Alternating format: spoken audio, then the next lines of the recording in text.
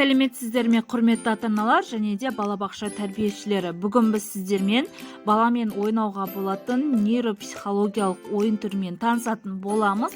Яғни өз тілімізде Золушка ойыны деп атасақ та болады.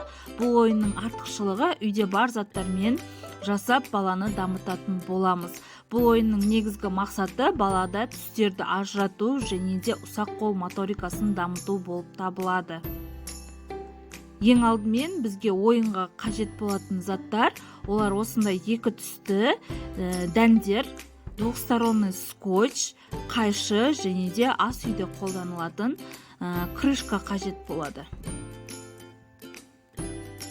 Бұл заттар кез келген үйден табылады деген ойдамын. Ең алдымен баланың қолына осы двухсторонний скотч арқылы крышкаларды жабыстырып аламыз. Не болмаса, сізде двухсторонний скотч болмаса, резинканы крышкаға жабыстыру арқылы ойнатсаңыз да болады.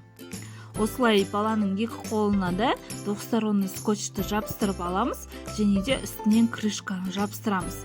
Ең алдымен өзіміз ақ түсті оң қолыңа, не болмаса сол қолыңа жинайсың, не болмаса мына қолыңа ақ түстіні, мына қолыңа қызыл түсті дәндерді жинайсың деп тапсырманы береміз және де өзіміз бір көрсетеміз. Баламен міндетті түрде бірге ойнаймыз.